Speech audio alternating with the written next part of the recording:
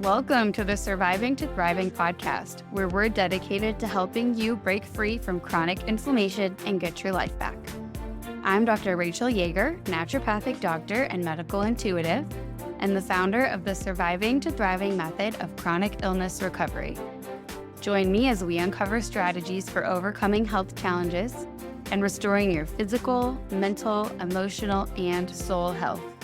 Together, let's embark on a journey to thriving.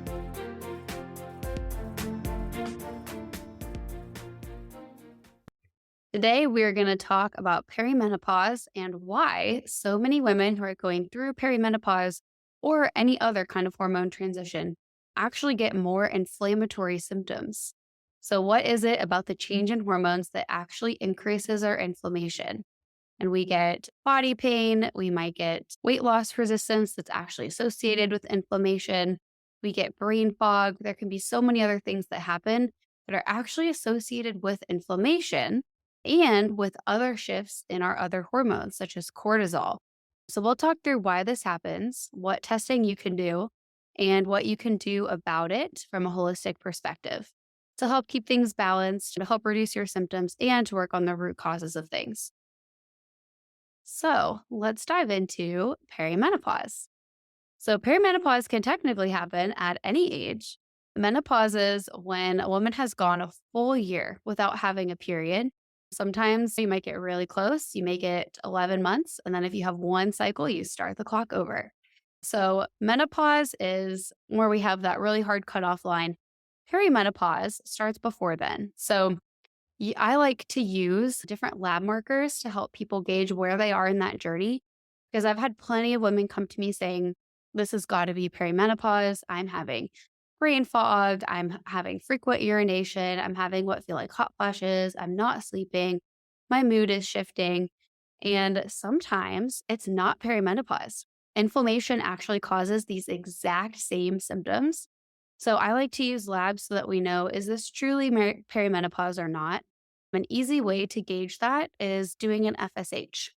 FSH and LH are our brain signals down to the ovaries. FSH and LH are going to increase because they're having to knock harder.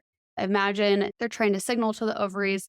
They're knocking, they're saying, make progesterone, make estrogen, make testosterone, make all these things that you need to be making. And the ovaries are not responding. And so they're knocking harder and harder. So we can actually use the FSH, that's the one that's most commonly used, as a gauge of where we're at. When an FSH hits 25, we can say, even if you're still menstruating and you haven't gone that full year, you are for sure in that perimenopause, about to be menopause transition. When FSH goes above 10, we know that we are slowly starting down the journey toward perimenopause. So we can use that FSH as a gauge. And if it's under 10, chances are a woman is not in perimenopause, even if she's having the symptoms. So what are the signs of perimenopause? Sleep issues is a huge one. Trouble falling asleep, trouble staying asleep, maybe hot flashes at night, sometimes having to get up to urinate more often in the middle of the night, which makes it harder to fall back asleep. And then mind racing at night is all really common.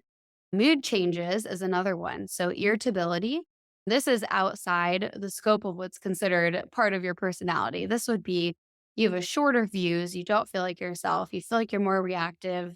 Things just really get under your skin more. That's how we define irritability. Depression, so any kind of low mood or mood swings. And increased anxiety is a really big one that pops up as well, or finding yourself worrying more or doing more kind of worst case scenarios in your head. Definitely the menstrual changes. So we start getting irregular or skipped periods. For most women, they get lighter. For some women, they get heavier before they get lighter. And then because ovulation starts to drop off, so we're not ovulating every cycle, then we're going to have cycles where we miss ovulation, which means that we're going to have more irregular and longer cycles, so more time in between periods. Eventually, ovulation just doesn't happen for all those 12 months out of the year. But up until then, it might be happening every other month or every 3 months until it hits that point. And perimenopause can go on for a very long time. So people can have irregular periods for potentially even up to 15 years before you might officially enter menopause, which is a really long time to just deal with symptoms. So we'll talk about how to actually deal with this. So, the hot flashes, those can happen at night or daytime. Vaginal dryness or discomfort, this might show up as pain during sex. Some women get other irritation signs in that vulvar vaginal area. Weight gain, so especially more around that midsection, can be really common. Trouble concentrating. This could look like even the classic trouble with focusing and memory problems might show up. It might be a little harder to find words, might be a little harder to remember where you parked your car, that kind of thing. But also, we can be looking at trouble with organizing things, even sometimes trouble at remembering memories, things like that. So, we can sometimes have low libido as well. Really common to get joint and muscle aches. So, you might just write this off as arthritis. And some women actually present with symptoms that are almost like fibromyalgia. So you're having the muscle tension and you're having the joint pain all at the same time, and you're tired. Perimenopause can lead to a lot of fatigue, and it can just be an all day, everyday kind of fatigue that really doesn't let up. It can be pretty intense for some people. We can have hair loss and we can have skin changes. We can have headaches that are worse because they're correlating with the changing hormones. We also, every once in a while, people have heart palpitations.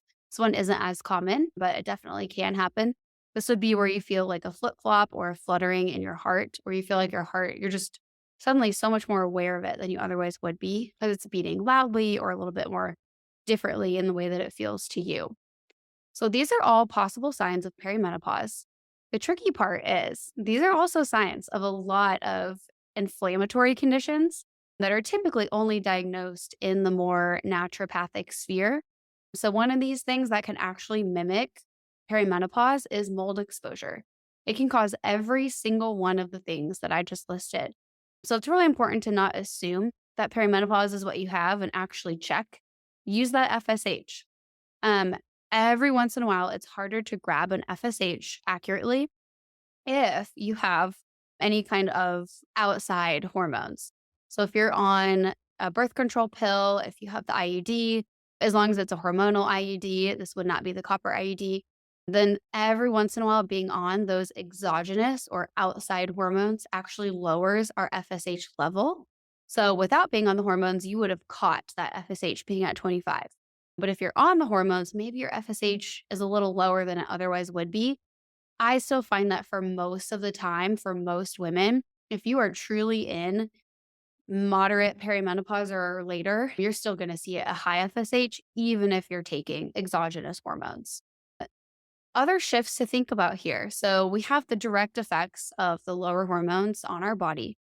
Our cortisol, so our adrenal glands sit right above our kidneys. They make our cortisol, which is our stress energy hormone.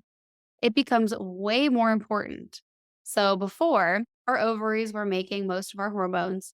Now we're relying on our adrenal glands to continue putting out some of our hormones. The adrenals are also now carrying the job of acting as our natural protective steroid in the body, not like the kind of steroid that you would take, where we think about that being detrimental to health over time. But this would be more of just a supportive role of keeping inflammation low and protecting different areas of our body, which we'll talk about in a second. So, cortisol and adrenals become more important. They take over as our ovaries slowly shut off. Cortisol is often demonized. Cortisol needs to be right middle of the road for it to have its nice anti inflammatory optimal effects on the body. Low cortisol is just as bad as high cortisol. So, this really needs to be balanced. And cortisol is not something that just stays a steady state throughout the day. It actually peaks within 30 minutes or so after we wake up and then steadily drops off throughout the day until it hits its low at night. So, our body can make melatonin, our sleep hormones. We can get good sleep. So, any kind of dysregulation in cortisol, which is going to be more likely if you are working really late, if you're answering emails or you're on screens before bed, if you're watching TV, if you're doing anything stimulating or watching any kind of horror murder shows right before bed, all that stuff is actually going to keep your cortisol from following that proper rhythm, not having a consistent sleep wake cycle, not getting light exposure in the morning. All those things can dysregulate our cortisol. Becomes more and more important to keep cortisol regulated the closer we get to perimenopause and menopause, because it's got to be strong and robust to take over and really sustain us. So that's a shift that happens. Another shift that happens is the drop in estrogen starts to lead to bone loss. This is not talked about. So, whenever we start to have this drop in estrogen that happens during peri and menopause, our bones actually start to turn over more. We lose some bone density. And because we're breaking down that bone, we're actually getting an increased heavy metal toxin load in the bloodstream. So our body is really smart and it knows that it doesn't want to expose our cells to heavy metals.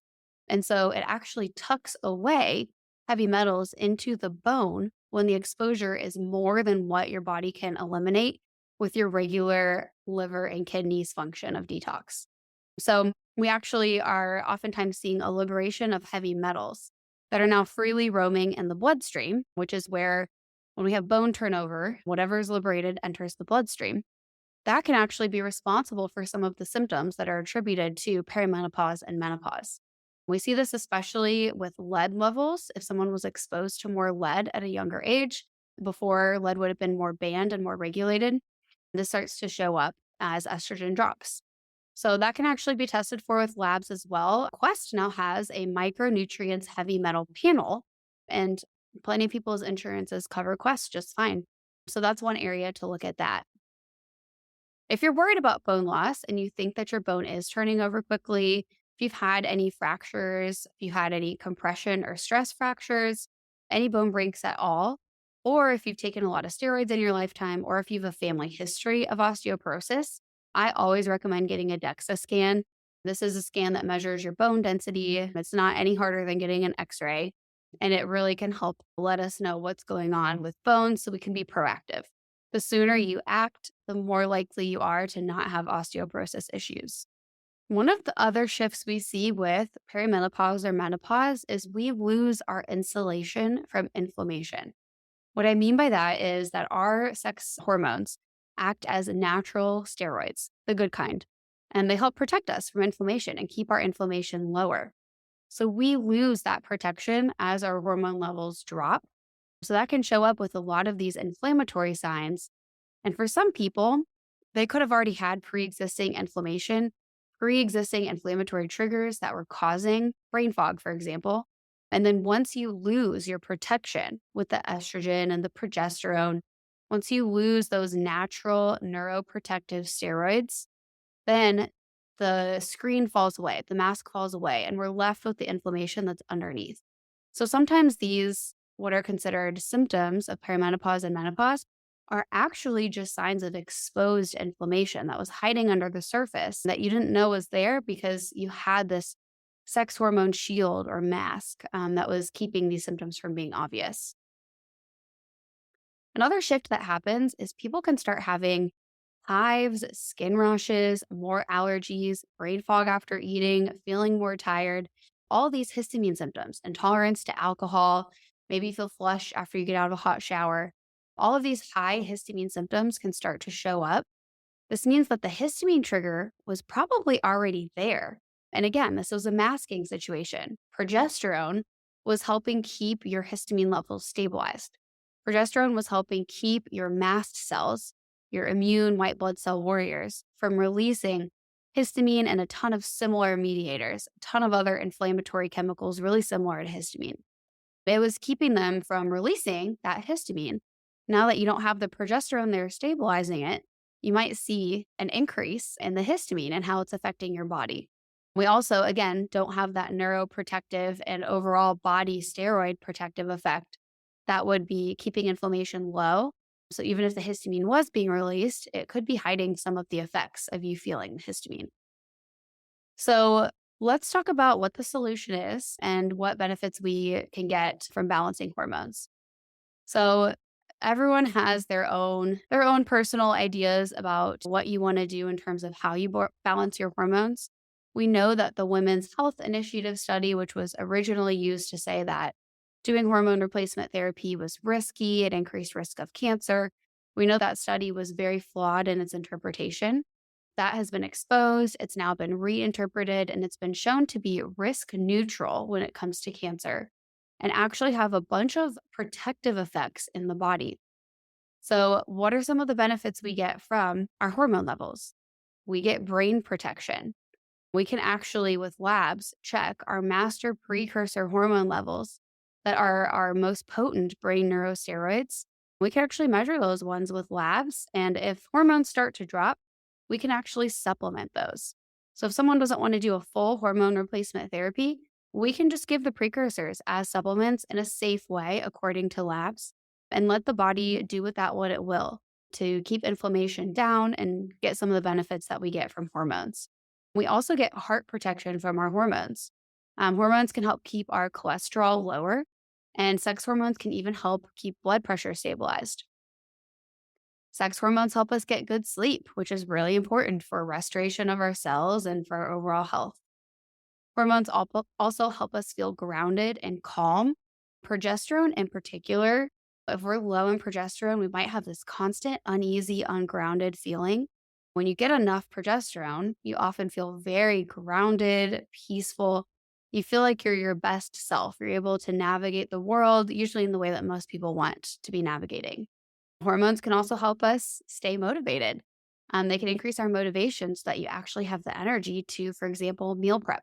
And hormones can also help us have more energy so we can have the energy to do something like exercise. So there are a lot of benefits to hormones. These aren't even all of them, but it can really help to have balanced hormones. So, what is the solution to balancing hormones?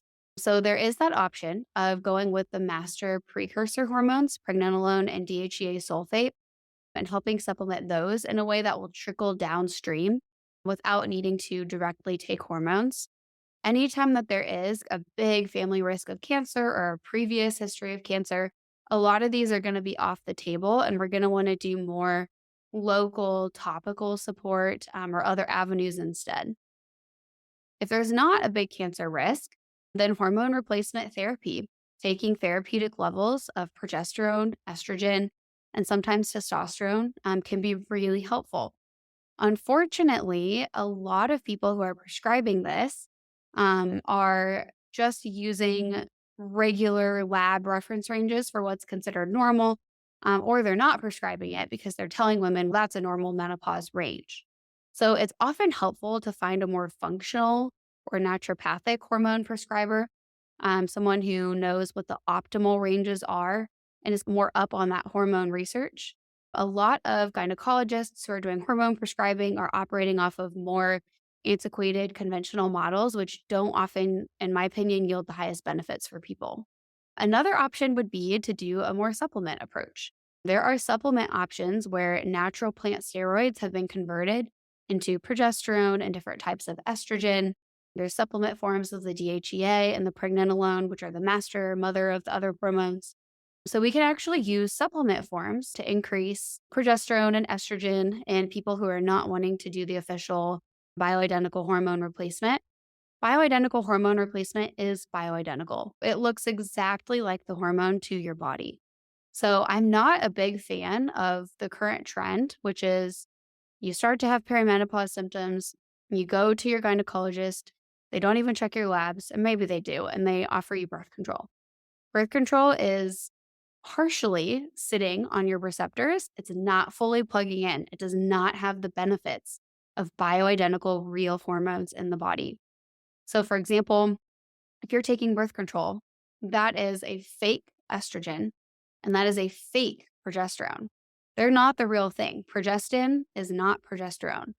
So, they are, let's say, your receptor for estrogen is a round shaped whole receptor. Say that this is a square and it's going to just barely fit inside the circle, but it's not a full fit. And that's how it works as birth control, is because it's enough to signal your body to think that it's there and shut down the processes downstream, but it's not enough to actually have the real effects. And so your body doesn't end up going through an actual fertile cycle because you're not getting the effects of real hormones. So that's why it's birth control, is because they're fake hormones. They're only half registering. So we're not getting there. You don't get the same benefits from that as you would from actually taking bioidentical hormone replacement. And a lot of times being on birth control can increase things like migraines and other kind of hormone fluctuation symptoms in women because you're just getting really high levels of this fake estrogen often. And you're not getting any real progesterone. So your own real progesterone has tanked. You don't have that real progesterone to balance out the way that you maybe would have if you took birth control in your 20s.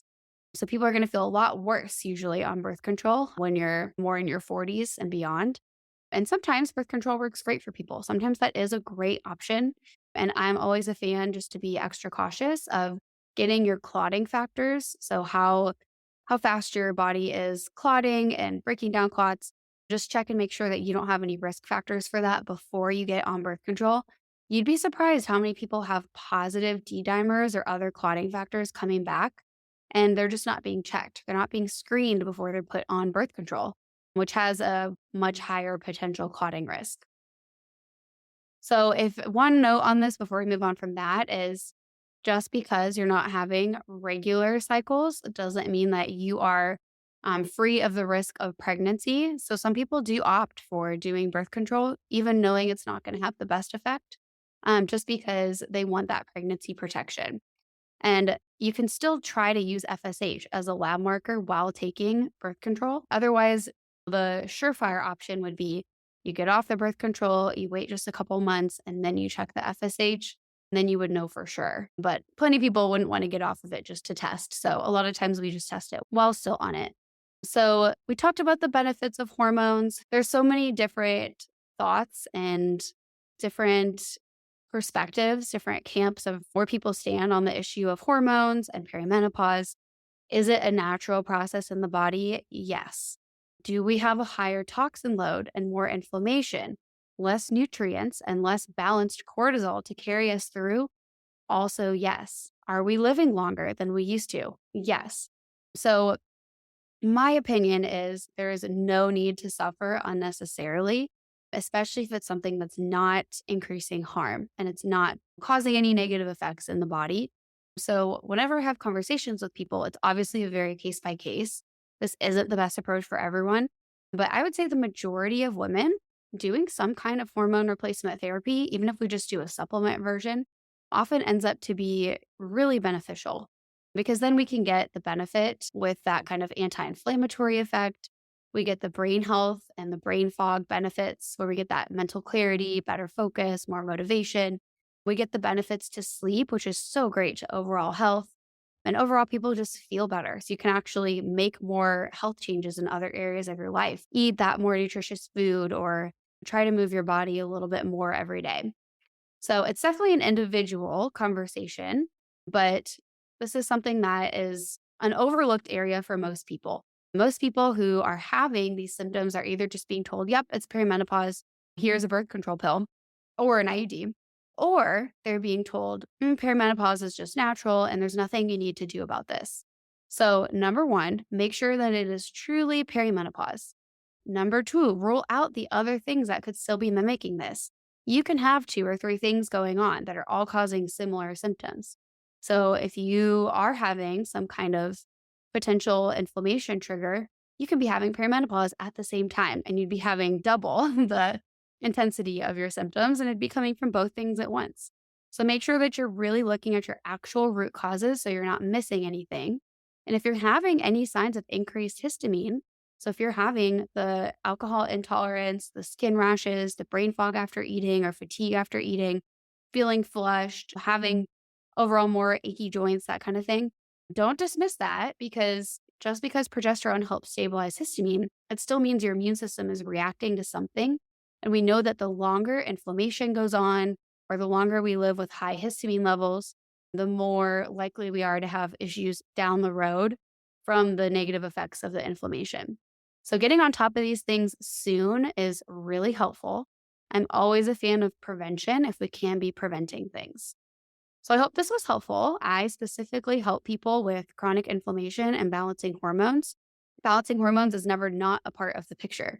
So, if you're working with someone and you're trying to do a root cause holistic approach and they're not considering your hormones, you are missing a big piece of your picture. So, make sure you're considering your hormones.